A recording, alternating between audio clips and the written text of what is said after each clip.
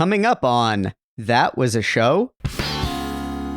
The Charming. Ugh, they are not charming. Well, that's the biggest irony of the show. Yeah. There's nothing charming about any of them. No. Paul Winfield's voice is the best thing about this show. He's a great voice. He does, yeah. He's easily the strongest performer on the show. I'll take waste of talent for 400, Alex. Yeah.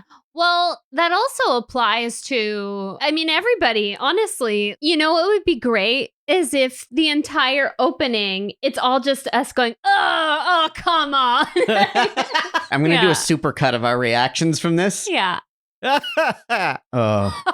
Oh. Really? That's amazing. Oh. Ugh. Oh, God. Oh, boy. Ugh.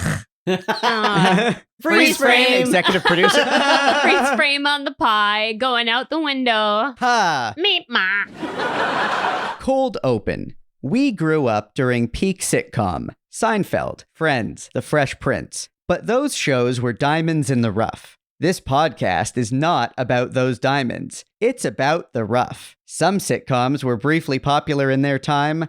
Some were canceled almost immediately. You probably won't recognize most of these, and you'll ask, that was a show?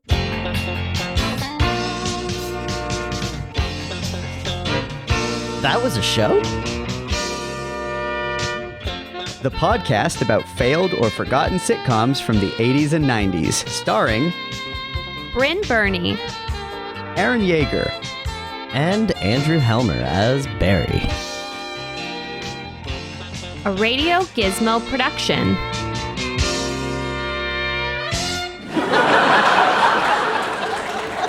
So first off, shout out to Jonathan Wolff, who we spoke with in our previous episode, our first ever very special episode. Brynn, you asked him about this show, one of his first as a series composer, and his great reaction to the question naturally prompted us to want to do this series. So Brynn, why don't you go ahead and tell us about The Charmings? Okay, so The Charmings. What a wild ride. The Charmings aired on ABC from March 1987 to February 11th, 1988. There were a total of 21 episodes. The basic premise of the series is that fairytale characters were poisoned and woke up 1,000 years later in Burbank, California. The Charmings are Eric Charming, the prototypical Prince Charming, and Snow Charming, formerly Snow White. Obviously, she took his name after marriage. Yeah. They have two sons, Thomas and Corey Charming. Queen Lillian White is Snow's wicked stepmother that poisoned the whole family and kicked off this wild story. Along for the ride are Luther, one of Snow's 7 dwarf friends, and Lillian's confidant, the Magic Mirror. The show revolves around the whimsical family trying to adjust to modern American life. The Charmings originally aired on Fridays, but was moved to Thursdays for season 2 in an attempt to compete with NBC's Family Ties. Smart move. The other major change in season 2 was the recasting of Snow White from Caitlin O'Haney to Carol Houston.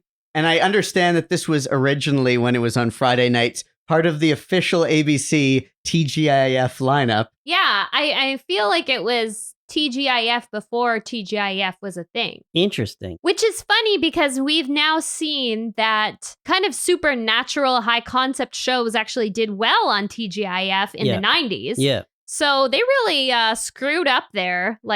Yeah, I read this on a website where it was like a bunch of shows that were part of TGIF that were forgotten. Yeah. And this was one of them. Yeah. But maybe it wasn't branded as TGIF truly at the time, but basically what migrated into that. Yeah. No, it's interesting because I definitely, now that you say it, I'm like, yeah, I guess this does fit that mold. Yeah, like all the things we've already talked about, including Teen Angel, and we've referenced shows like You Wish and Sabrina the Teenage Witch. Aliens in the Family. Aliens in the Family.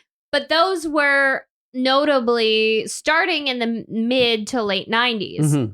So, maybe the Charmings was just way ahead of its time. Oh yeah, this is a real trailblazer of a show. This is a truly ridiculous show. Mm-hmm. Like, I'm so happy to have seen it and to know that it exists, but wow. Yeah.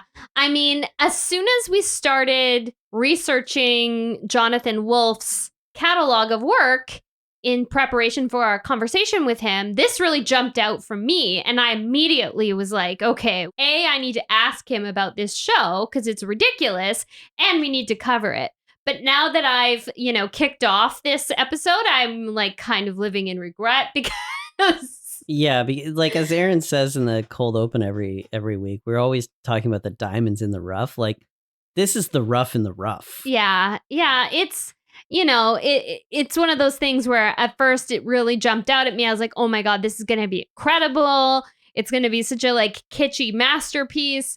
But it was like really rough getting through the 2.5 episodes that we actually watched. It was funny because anybody who listened to you talk about the premise of the show, this has been a constant button for ABC because this is essentially the premise of their long-running supernatural drama, Once Upon a Time. It was essentially about Snow White and Prince Charming being transported one way or another. Here it was a potion. There, I think it was a fucking portal or something. But that show was successful. Moderately successful. But so it was, modern day times, the fairy tale characters living, the evil queen, Snow's stepmother being such a huge part of everything. And then also the magic mirror being the confidant was also a big part of Once Upon a Time. In this show, it's Paul Winfield. In that show, it is somehow it was Giancarlo Esposito, who is like just an incredible actor. And as people listening to this, I'm sure can tell, I've watched way too much television, so I have seen way too much Once Upon a Time for no reason, really. Yeah. You've actually seen Once Upon a Time. Yeah. I've seen a pretty giant chunk of Once Upon a Time. I think I had a crush on Jennifer Morrison or something. I don't know. I mean, how could you not? She's adorable. Yeah, so something like that. I want to point out a few of the production and design elements of this show that bring us into this world, because for anyone listening who hasn't seen any of it, okay, so we've explained the premise, but you're getting dropped into suburban Southern California like, oh, so many sitcoms from the time. Basically, the show opens with still images taken from a children's storybook as the opening sequence that then transitions into classic sitcom family shots. Mm-hmm. And it's kind of this weird, bold move opening with these storybook images. And then you see that the suburban house that they're living in is kind of styled like a miniature castle. Yeah. But then we get inside and immediately you have your typical suburban home decor with just the tiniest little elements. With a few, usually the doors, I noticed. Yeah, all the iron detailing on the door. On the front door. And they have that like dramatic arch shape that seems like it's right out of a story. Yeah, or just like just Art Deco LA, really. Like, yeah, it's hard to say like what, Now I want to pose a question to both of you. This deals with this show, but also sitcoms in general, because it kind of hit me while watching this. They're there on their, like, they have their pink couch in the living room. Mm-hmm. Like the so-called fourth wall is exactly where you would usually expect it to be, where there's a couch facing us. And they definitely couldn't help themselves but have that classic sitcom family living room layout. Yeah. Even though this premise is from this fantasy world. Yeah. But it got me thinking about how every sitcom has that, whether it's shows that I love or shows that I don't love quite as much, but like they all had that. Is that intentionally a design element to mirror us, the audience? Positioning the camera where the television is. So essentially if you're watching something with your family, you're essentially looking out at another family looking. Yeah. Okay. Yeah. So we're That's sitting weird. Yeah, so we're sitting on our couch I've never watching thought about that before. So we're sitting on our couch watching our TV, and they're sitting on their couch watching their TV facing us. Yeah. And it's like our TV is a mirror reflecting ourselves back. Yeah. Is that intentional? Is that why that's a thing? Ugh, I really don't want to see myself in the charming family at all. No. But is that a trope? Can I call that an official Yeah. trope? I mean, Facing the couch? yeah, you could. Somebody must have legit that can't be an accident. That can't be, No. right? Accident. That can't be an I'd like to accident. pretend It that must like I be. have noticed that before, but no. As you Yeah. were speaking, I was like, "Oh my god, you're about to say that we're in the place of a TV," and I've never thought of it, but of course we are. And that must be somewhere in the formula of a sitcom. Like it has to be. I mean, speaking of tropes, we might as well get into it. Like it's a very, very tropey show. It's like 95% trope. Oh yes. yes. Some of the tropes we've covered too. Yeah, for sure. I mean, what I would like to do right now, because I don't want to get into the whole, like, get into the weeds of how the show is problematic because it's pretty exhausting. So I'll just do a rundown of like the list of very problematic tropes that the Charmings features. Basically, I'll start with the only black character in the show is a disembodied head. It's the magic mirror, who is nameless. He's basically an object and he's only there to serve a white lady. And provide her with helpful advice from Yeah, time to Exactly. time. he's also a wise black man. Yes. Yeah, stereotype. exactly. The woman over 50 is automatically an antagonist and a shrew. Obviously. Yeah. There's a little person playing a mythical creature and often being a punchline in many of the episodes. Check. Yep. And there's an entire episode being focused on women's weight loss. Check. Check. Yeah. Obviously. The tone of the show never seems like it's intentionally doing a commentary on Yeah. anything. Mm-hmm. You have a show that is an adaptation of Disney prince and princess type characters Mm-hmm. in suburban LA in the 80s. Was there going to be problematic portrayals of women's bodies, sexism, racism, all sorts of insensitive jokes? Obviously. It feels almost like, what's the point of us Yeah. calling it out Mhm. when how could you not expect that to Yeah. be 100% built into this show, given what the foundational material is? Mm-hmm. Yeah. Mm-hmm. It was bound to happen. I don't know how I forgot to say this before, but just as we were talking, I forgot to say on Once Upon a Time, they are also referred to as the Charmings. Oh my their gosh. family name. I mean, now that you've brought up Once Upon a Time again, I guess, we could talk about the fact that this premise could have worked. So there's lots of examples of movies and television where this exact premise actually worked Mhm. and was well done. The movie with Amy Adams comes to mind, Enchanted. Enchanted, yeah. It was a actually. very cute movie, and they did all of the jokes really well, and obviously, Once again, James Marsden not getting the girl. yeah, yeah, and Once Upon a Time has had such a long run as a drama, so it's obviously possible that this premise can work. But this particular show, Yeah. it did not land. Yeah, No. and- As a resident comic book nerd, there's a long running comic called Fables that was essentially the exact same thing. The fable characters brought into modern day life and having to live like Yeah. that. And speaking of cliche tropes, I mean, right away, you have the annoying neighbors. You have Yeah. the live-in mother/mother-in-law. Yes. Mhm. You have the two kids who are of like some sort of rambunctious age. You have like all of the things fall into place in exactly what you would expect Mhm. without any, thinking outside the box that you could do based on the fact that this is drawn from a fairy tale world.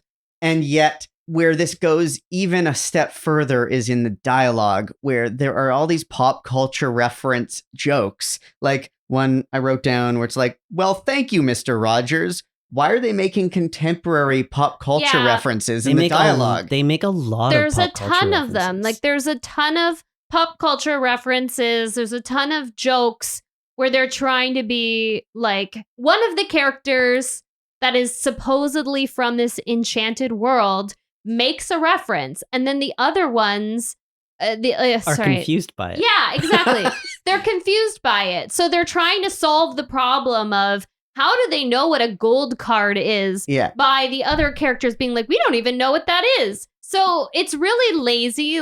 Like there's obviously a network note or something that it's like, oh, you need pop culture references. You need all of this stuff. But it's not consistent. Yeah, it's really bad. It's inconsistent. And it's not the same character every time. It's true. It's true. Each character has a chance to be the one who's able to somehow make these references, and the other ones don't get them. But if they would just stick to the premise, it's supposed to be a fish out of water story. Yeah. None of them are supposed to be comfortable in contemporary society. Yeah. They should all be confused. You could have the annoying neighbors make pop culture references and they could be confused.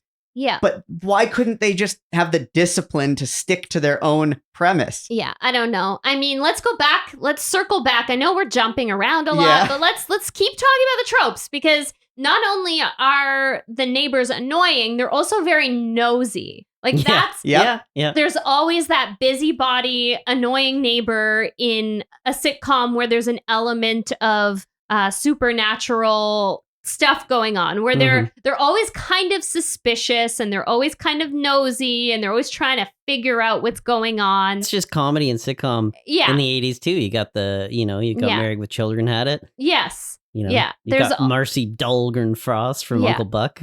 Yeah. There's the neighbor from Alf who, calls. Oh, yeah.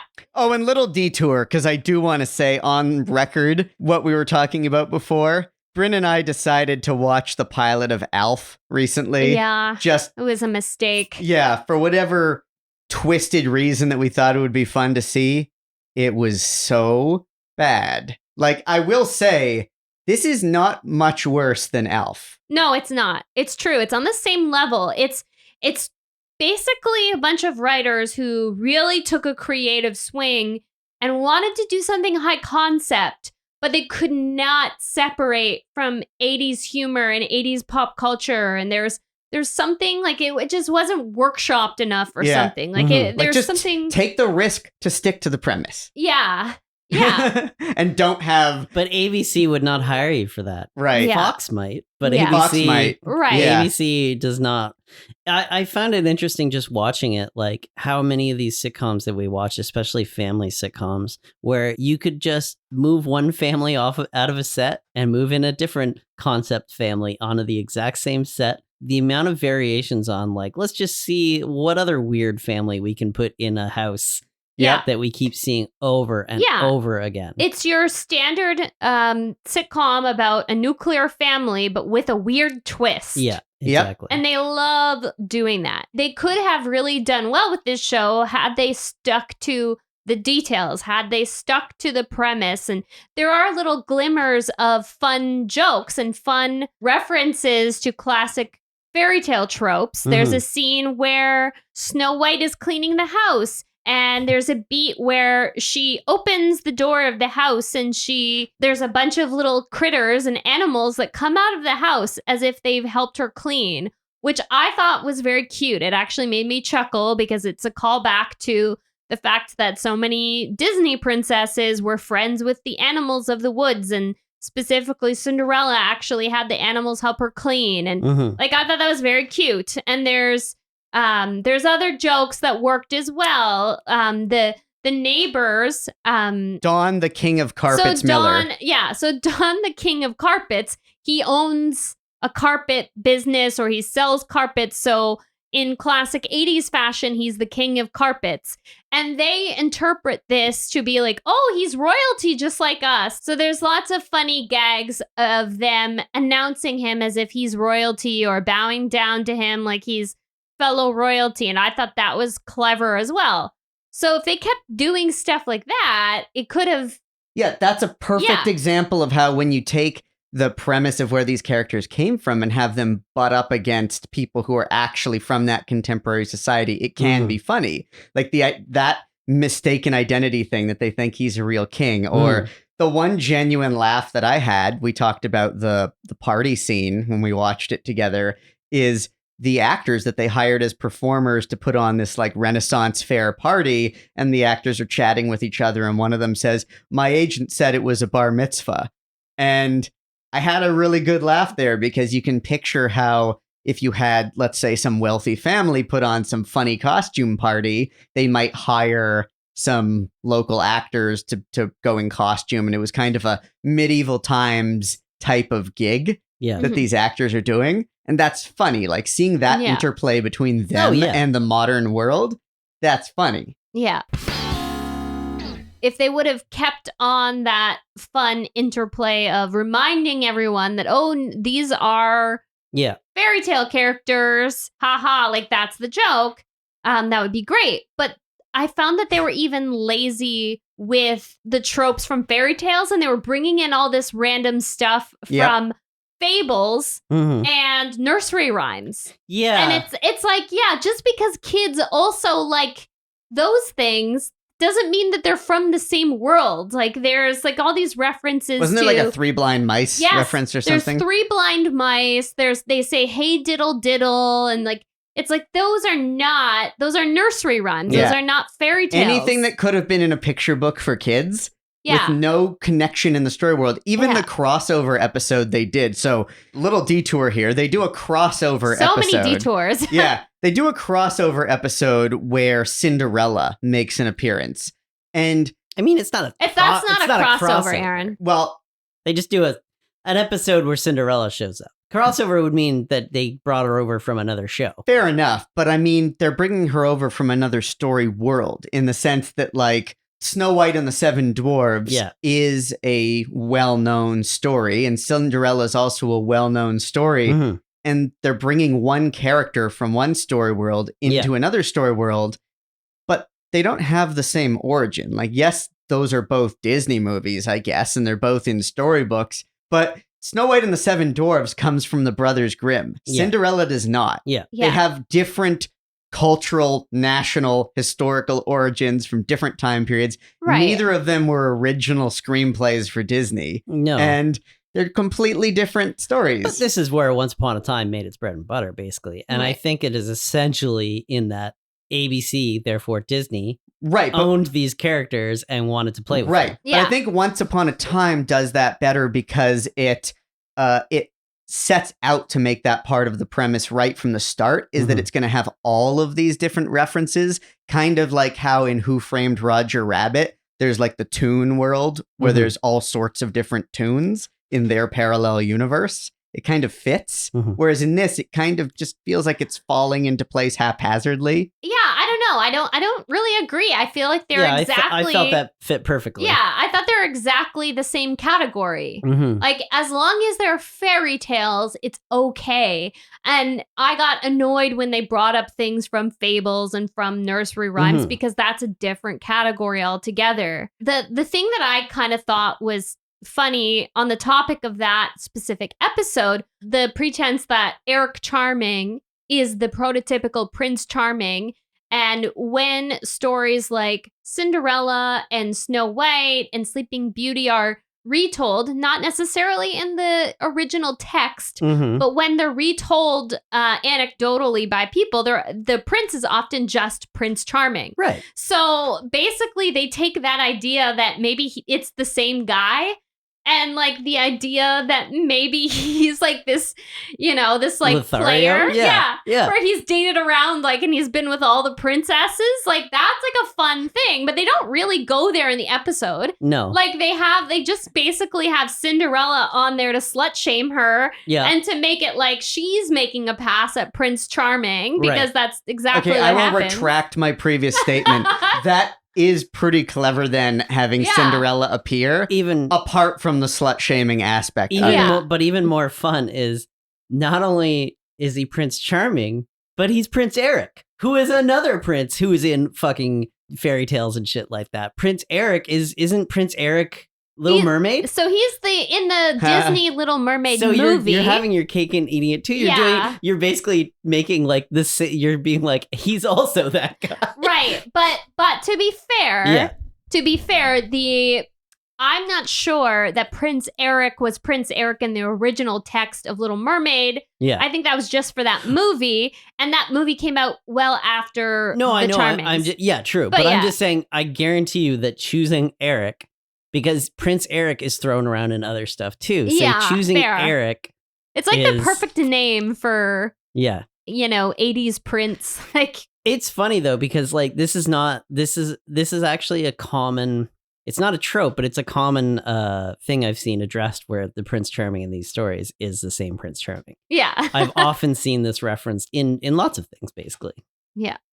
So on that note, the whole thing of calling her Snow and calling him Eric, Yeah. like sometimes they say Prince or, that sometimes they say the names in full, Mhm. but there's a lot of dialogue where they're just calling each other Snow and Eric, and that's so jarring. Yeah, it's pretty great. Okay, where does this fall? So we're not calling them crossovers, but where does this fall in terms of those intertextual references? The Pinocchio reference where they're supposed to be playing Trivial Pursuit. Yeah. I guess Pinocchio is technically a fairy tale. Yeah, I'll give them Pinocchio over Bo Peep. Yeah. Yes, exactly. That's what I was really offended by the Bo Peep references. Except for she's like, you knew Bo Peep? And Yeah. he's like, no, I didn't know Bo Peep. Yeah. He clearly banged Bo Peep. Yeah. But then he says, I knew her brother, Joe. And then he says, Little Joe Peep. And Little Joe Peep got a tiny laugh from me. Yeah. I wish they would have really run with that whole thing of potentially. Well, we watched 2.5 episodes. Yeah. They Maybe probably they did. Maybe they did. But it seemed like they were painting Prince Eric to be like the perfect guy, the sweet and Mhm. supportive husband. And part of that is in the performance as well. Like he's just Oh, yeah. not. He's not douchey like he should be. Like, I think if they would have run with it as him being like this kind of douchey Lothario guy who's like full of himself, Oh, yeah. that would have been That's got very funny. Yeah. That's got legs. I totally agree. Yeah. If they leaned into the idea that he was just running a train on Storybook World, that is funny. Yeah. It's funny because even just watching it, and like we often get into this, but it's not a full segment, but like there's versions of this story that definitely work. And like one of them would be that. Another thing I'd like to see, I would love if them being naive fairy tale characters, I would love to see them clash with how like crass and like just crass that the modern world that they were brought into was. I would love, like, I wish their neighbors weren't such dorks so much as, for sure. Yeah.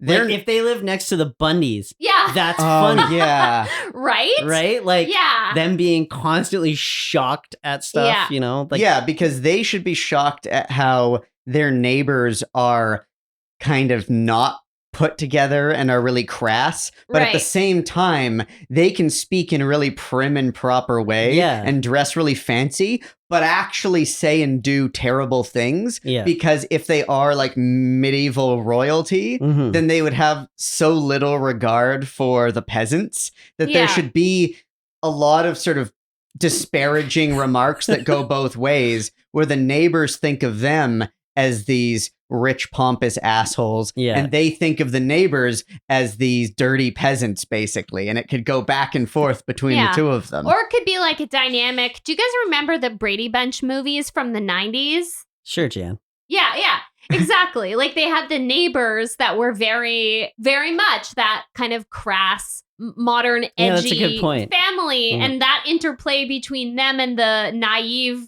like Brady's was like very funny. And Yeah, it that's a created good a very point. Yeah. fun dynamic. Or they could have had them living next door to like hard yuppies. What's the movie reference that I'm thinking of with Julia Louis-Dreyfus? That's not Christmas Vacation. Christmas Vacation, right? With like that level of like next door neighbor, rich 80s yuppies. Yeah, because then it would be both of them would be people who come from money and act like they're in charge of everything, but in very different ways. It would be funny to do this modern day and have everybody just let them get away with it because they think they're hipsters. Yeah. Yeah, I mean, we haven't even gotten through all the tropes. I know we're jumping around big time, but I just want to mention a couple more. Yeah. So there's the floating head, which obviously the mirror is the floating head, and we saw this in our Teen Angel episode with God's cousin Rod. Yeah.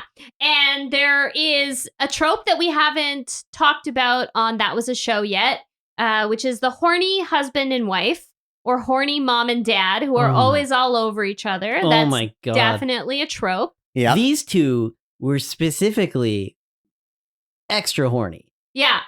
Like they are just dripping in sexual tension all the Yes. time. Mhm. And we're referring, of course, to Snow and Eric Charming. We're not talking about the neighbors or anything like that. No, Yes. no. Snow and Eric Charming were making out 95% of the Oh time. man, they fuck. Yes. Yeah, they clearly do. And Like Vonnie Rabisi fuck. Yeah.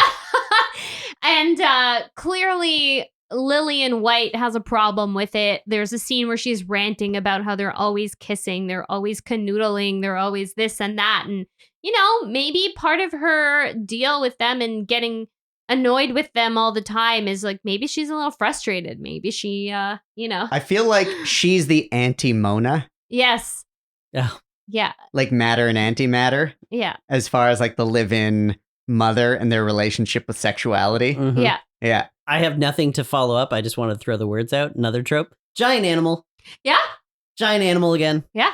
Which was the giant animal? The lizard wasn't giant, but he was shrunk, so the Oh, lizard appeared right. giant, which Yes. is like the 19th giant animal we've seen. Yes, that's true. How good were the effects when he was actually shrunk? Yeah. So Oh. in episode 2, there's a very long gag that actually covers about half the episode where Prince Charming is shrunk down to like 12 inches tall. Yeah, he accidentally chugs an entire pitcher of shrinking potion that was left in their very 80s kitchen fridge, As one does. as one does. And like the effects are so terrible, except for every bit of the effects look terrible, except for somehow when they put this little guy on the table, I know what you're going to say. they get the shadow right. And I was so impressed by seeing him walk across the table and the shadow actually following him, because that is a very hard special effect to get right. I didn't know you were going to call out the shadow. I thought you were going to talk about when he's on the table Yeah. and he's holding the carrot stick as if it's a baseball bat. Yeah. And actually that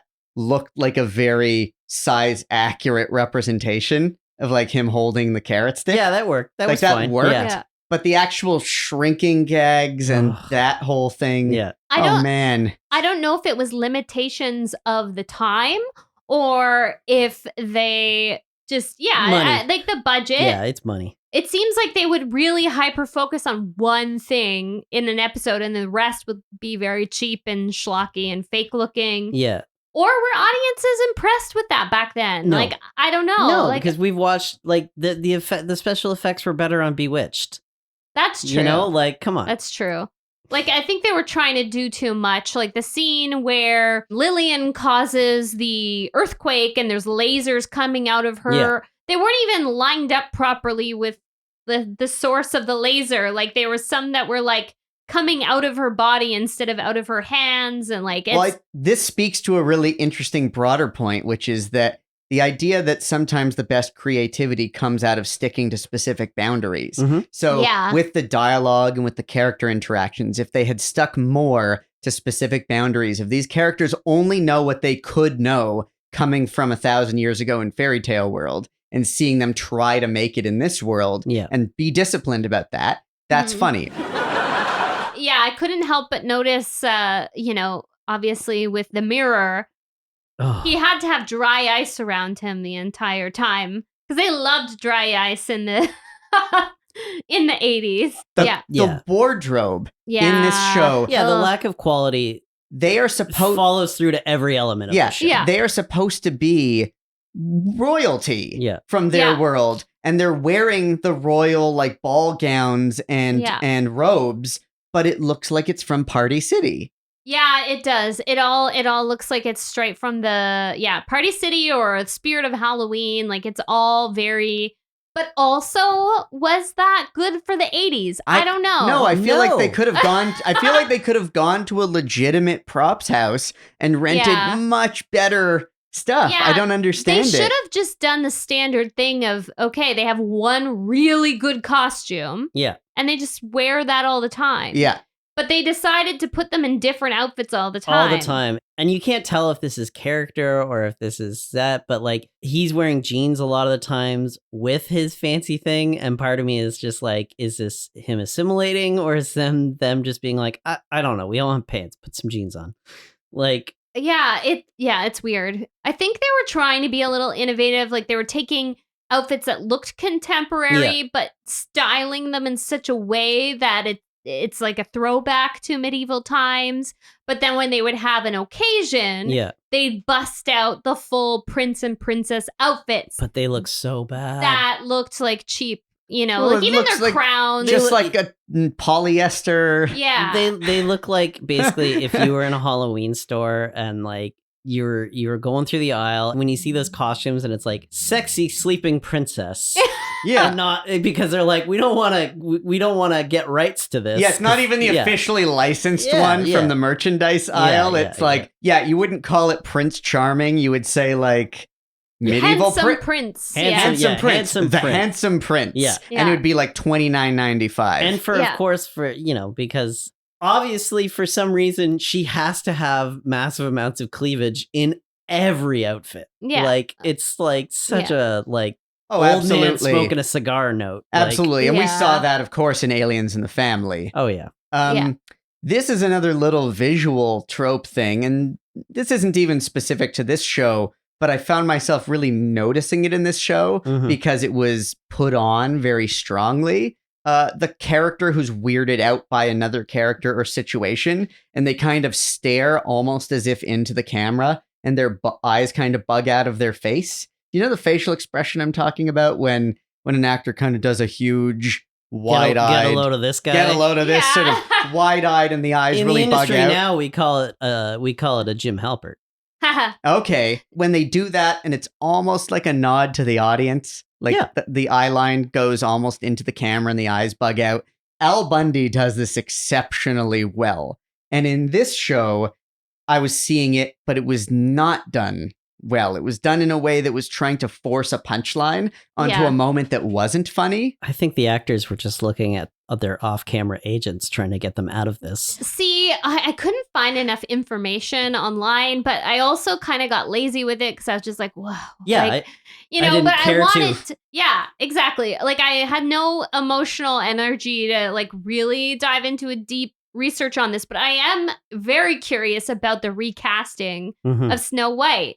Like, was it that the original actor was like, I have to get off of this show? Or was it the network? Like, it's hard to say because, we've seen this over the years, time and time again. There are often parts that are recast. It's a thing. It's annoying to the Not often audience. The lead. But if it is going to be the lead, like Fresh Prince. If it is the lead, it's often the female. It's often a female. Yeah, lead. Unfortunately. Right, but in Fresh Prince, it wasn't the lead who was recast. No, but she was always the main cast, though. Yeah. Part of the main cast. But I'm saying in this case, it is literally one of the lead. Well, yeah, characters. but I mean, like Kevin Can Wait, recasting the wife because she wasn't testing well. But it's not as the same character. Well, because now they won't. Yeah. Now they know better than to just make them the same character. Yeah. But like, or Lori on that 70s show, they recast the actress because of Lisa Robin Kelly's like problems. But like, I always find like. And they recast Becky. All the Beckys. All the Beckys on Roseanne. But this is something that happens with women more than men. Yeah, it's really sad. It but is. I'm dying to know if it was the network or if it was this actor just being like, I can't waste my life doing this show. Because if it was that because it's after the first run of 6 episodes that they call season 1, and then in season 2 it begins with a new cast. If it was because she just got offered some other role in something else and she's just like, I'm pulling the pin on this one, then applause all around for that. I mean, obviously I looked at their IMDb credits and there was no indication that the original actor got a better part after. I don't know. You know what? Like maybe we'll come back to this at a later time. Yeah. I'll try to do the research, but there's not much written about this show. It's so obscure that it's just there's not much written. Aaron, you were looking for reviews about Could not The find any Charmings. reviews. It's like one of these shows that they want to erase from television history. That's Oh, and it's the House of Mouse, so it's possible that they have stripped references of the show off the internet. Going back briefly to some of the problematic content in the joke writing, but also what would have been a prime opportunity for something that would stick to the premise in a funny way. I guess this was in the episode where Cinderella makes an appearance, and they're explaining how Snow has a career, and she says that she has a job like a man, and Prince Charming stays home and writes children's storybooks. Cinderella is so shocked to hear that the woman is out in the working world and the man is staying home, and she's just going on about how that's so nonsensical to her, like this so-called reversal of gender roles, and it doesn't come across in any way as a deliberate commentary. It just comes across in a way that is joking about how silly it would be to try to modernize gender roles. Like, it doesn't come across well. But I thought, if anything, how are you missing yet another opportunity to have them butting up against the things that should be surprising about the modern world? Cinderella has just appeared because of a spell gone wrong, and she appears in this 80s suburban house. She's not like noticing the TV or the car in the driveway or the clothing or any of the modern details. The one thing she comments on is gender roles. Well, do you want to go into the second part of that joke, which was very funny? The fact that it's like some sort of jab at Reagan. Oh, yes, I did appreciate that. Go for it. Explain that. Yeah, so the second part of that joke is, Cinderella is so floored that, oh my goodness, Snow White, you're working outside the home and Prince Charming is staying home. What's next? Is the court jester going to be ruling the land? And then Prince Charming responds, scary, isn't it? Yeah. Yeah. Which, if that is a deliberate Reagan reference, It is great. It is. Yes. That's great.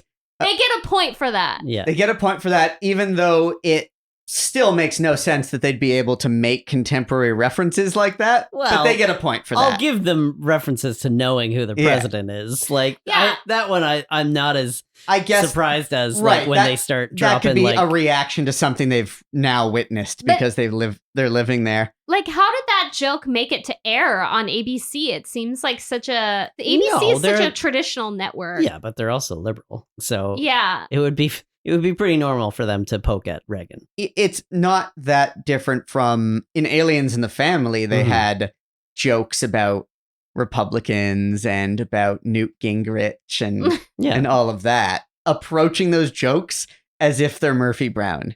Yeah. It's that style it's of just sitcom writers, you know, like they're on maybe they're not doing the show they want to do, but maybe they get a joke in there about something, the kind of joke that they would want to tell. Yeah, it's the joke that they would have written for a late night talk show monologue that they're weaving into this. What is it in the process that makes these jokes so watered down? Was there was it intended to be a subversive take on fairy tale tropes? And then what happened? Did the network interfere too much? Or were the writers not all on the same page? Well, this does take us back full circle yet again to Aliens in the Family, where I remember the one part of that show I really enjoyed was the ending of the first episode that seemed to be a subversive metatextual take on family sitcoms, but almost like pulled back from the edge just before, where you couldn't quite tell if that's where they were truly going with it, but where I could imagine that either writers are just trying to get away with whatever they can get away with and put those jokes in there, or maybe that was supposed to be part of the premise of the show, but, there's a little bit of cold feet around it at the end of the day. We're talking so much about the fairy tale elements, but it also just seems like they just wanted to throw in children's things. Like they just wanted to throw in children's allegories and children's... Yeah, it's low-hanging fruit. Yeah. Like I've already said, they don't just stick to fairy tale tropes. They bring in all kinds of other things from fables and nursery rhymes. Yeah. It doesn't just stick to fairy tales. So then and there's elements that are clearly there just to be, like the title says, charming or cute. The animal gags. I mean, even having the neighbors come over and he's carrying the pet cat. And yes, they have a joke, like a whole gag about it. But really, they were doing that partly because cats are cute. There's a lot of it that's just, this is a family sitcom. It was a long walk to get to why he was holding a cat in the scene. Very long walk. It was like, I was really delighted to see the cat on screen. Yeah, I'm all for cat representation. But sitcoms of this type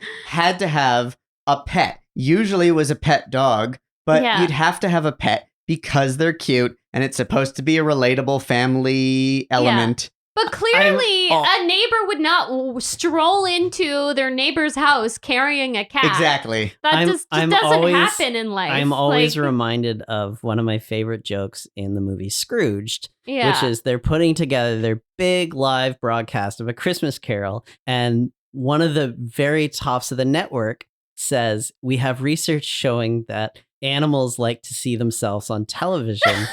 Could you throw some more animals in it?" And then later there's like a great scene of like a mouse comes out and like a cat like perks up like watching the television. And I can't ever stop thinking about that whenever I see an animal on a network show. That's very clever. Because they're like, that's a certain demographic too. Yeah. Actually, there's a ton of animals because they have their pet lizard. Yep. Spike. So he's there. I remember the lizard's name, but not most of the characters. I mean, honestly, the animal wrangler on that show, that would have been a big role. Came to play. Yeah. Because like they have the whole scene that I referenced earlier where Snow White is like thanking all of her animal friends, actual animals, for helping her clean the house. So, yeah. But they couldn't get a real raven? No, I guess not. They had to go puppet? Yeah. Ugh. I think my final concluding thought on my reaction to watching this show is that the premise actually is funny. Like we talked about how there is a version of this show that could work. But to me, when I hear what would happen if Snow White and Prince Charming woke up from their 1,000-year sleep and end up in present day America. When I hear that premise, my first reaction is, that's a funny premise for a comedy sketch. You give me like a 5-minute SNL bit with Kristen Wiig and Will Ferrell doing that, I will laugh my ass off. But to then try to spin that into an entire ongoing series as a family-friendly sitcom, I'm thinking like, okay, you have to put a lot of work in to make that work. That's a really challenging and there's where setup. There's where Once Upon a Time had longevity built into the premise, where it wasn't just 2 characters, it was all the fairy tale characters brought over. And it's like the Charming should have done that right off the bat. They shouldn't have just brought 2 characters in. They should have brought in a bunch of characters. Well, I guess that's what I was trying to get at before. And that's where Once Upon a Time stayed around for however many seasons, and this stayed around for 21 episodes. Yeah. They had the title, and then that was it. They ran from there. So at this particular juncture, I think we're about ready to do 6 Degrees of Friends. Okay, so I kind of had a tough time with this one. There's obviously still a connection. You are forbidden from using the buffets. Yeah, I do not want to see Mad About You make an appearance in this one. I will warn you that there is a bit of a Mad About You buffet. Son of a bitch. Right, okay. But it's a loose connection, and it's not the main one that I'm going to cite here. Okay. All right. Yeah. I just, But you're on thin ice. Yeah. The strongest connection I could find was 3 degrees of separation. That's not bad. So basically, the starting point was via Christopher Rich, who plays Eric Charming. He went on to co-star on Murphy Brown. Nice. Yeah. And one of his... Oh, he's like a news anchor or something. He plays a guy named Miller. I can't remember the full details of that. He's the boyfriend of like Murphy's best friend, Corky. Oh. Yeah. So Corky, also known as Faith Ford, was one of his co-stars. She was in the show Carpoolers, which is a recent, somewhat recent sitcom. And there's 2 separate guest stars that then go on to connect it to Friends. One of the guest stars is an actor. Well, actually, sorry, she's reoccurring. And it's Irene White. And then also Rebecca Romaine, who was a guest star on the Carpoolers. Oh. Both of them guest starred on Friends. Oh, yeah. I remember Romaine at least. Yeah. So Rebecca Romaine plays Ross's girlfriend that has the really messy apartment. Yeah. And Irene White was Chandler's assistant. Chandler's assistant. In an episode or two. At his nonsense job. Yeah. Got it. Yeah. So that's 3 degrees if you guys follow. So it goes Christopher Rich on Murphy Brown, Faith Ford on the Carpoolers, and the 2 actors, Irene White and Rebecca Romaine, being on Friends. Love it. That's Alrighty. great. Hey. Okay, so that was the main thread I could find. I'm sure there's other connections. I just didn't have the emotional strength to dive too deep into it. This show is much like a spell cast by the evil witch in that it makes you completely fall asleep and forget all sense of modern day world. It kind of sucked the life out of me, to be honest with you. So the other connection I found, and this is where you guys will get annoyed with the whole Mad About You connection. So Paul Eiding, who plays Don, the King of Carpets, he was on an episode of Mad About You. And who was on Mad About You? So, as you know, Ursula Buffet was a reoccurring character on Mad About You, who is played by Lisa Kudrow. Ursula Buffet is the twin sister of Phoebe Buffet, and both characters are played by Lisa Kudrow. You don't say. Yeah. But here's where it gets complicated. He was on one of the episodes of the reboot in 2019. So I don't think it counts because Lisa Kudrow was not on the reboot from 2019. No, but they count it as an extra season. Yeah, so she's still part of the Mad About You story world. Just would not have had any scenes with Paul Eiding in the 2019 reboot. I move that this connection be stricken from the record and that we stick with the original. Okay, but if you go there, like if you count it, that's only 2 degrees. Okay. Admittedly, if the goal is to keep the number of degrees as low as possible, then that is a laudable effort. Yeah. However, I think that to me, and I guess we've never formally discussed this in terms of like the motive behind 6 Degrees of Friends. For me, the more degrees, the more I find it amusing. Right. I want to hear some wacky shit. I look forward to a show. I want to talk about carpoolers. That's the kind of stuff I want to hear about. I look forward to a show that takes 6 degrees to connect to Friends. I know. That's know what? Impossible. 3 is as far as we're getting. You know, it is something that I want to happen, but it is a lot of effort.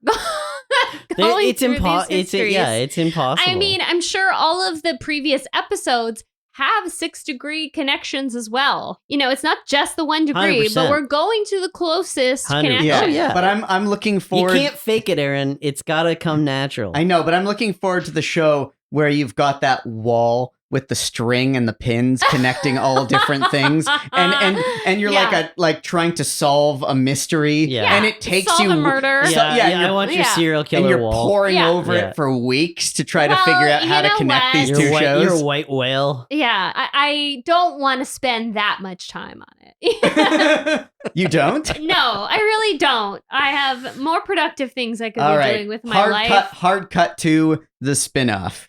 All right. So, you know, a lot of these people went on to do much better things. Mm-hmm. Most notably, our new friend, Jonathan Wolff, went on to do much better scores for much better shows, including Onward and Seinfeld. upward, as they say. Yeah. The creators of The Charmings were Prudence Fraser and Robert Sternin, who went on to help Fran Drescher and Peter Mark Jacobson develop The Nanny, which, you know, was a very long running and successful show. Sorry, Nanny fans. Yeah, it has that camp value. So you could see how people love The Nanny. It has the camp value that is kind of existing in The Charming. So they had an agenda. Let's make the campiest possible sitcoms. Mm-hmm. Okay, as far as the cast, we have Brandon Call, who played Thomas Charming. He went on to play JT Lambert in Step by Step. Oh. Yeah, which is like a fun nostalgic. Yeah. Two of the main cast, unfortunately, are no longer alive, and that's Cork Hubbard, who played Luther. He steadily worked until his death in 2003, and Paul Winifred, unfortunately, is no longer with us either. He played the Magic Mirror, and he also worked solidly until his death in 2004. Both of these very talented performers, they did a ton of television, and they're both very prolific. Paul Eiding, who I just referenced as the possible connection point to Mad About You and Friends, he went on to be a massively successful voice actor. He's done like hundreds of video games and yeah, which is interesting. Christopher Rich, who played Eric Charming, he's in everything basically. He's worked steadily for decades. He was on Murphy Brown, Reba, and Boston Legal, to name a few. He's been in a bunch of movies as well. He's a pretty iconic actor. And Judy Parfitt, who played Queen Lillian White, went on to work solidly for decades as well in television, films, and theater. She has 144 IMDb credits. She's in her 80s and is still working. Damn. She's currently on the BBC series called The Midwife. Nice. Wow. That's incredible. That's a good. So this crapper of a show didn't stop anyone's career. That's a good cast. Well, That was a show. Barry, how'd you like to try to pitch this show? Let's do it. So, Barry, I'm a network executive in the 1980s, and you're a TV producer. Pitch me The Charmings. Hey, Aaron, Uh-huh. where are we at? We're at ABC now? Yeah, Oh, yeah, they got all kinds of great characters.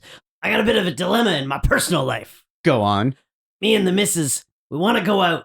We want to go out more, but we got these young kids, you see? And we don't really feel like raising them. I just want to leave the TV on, but not have them see anything remotely objectionable or even funny. So I got an idea for you. Okay, so what do you got? It's called The Charmings.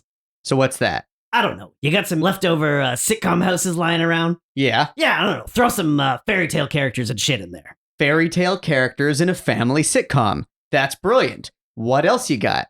That's about it.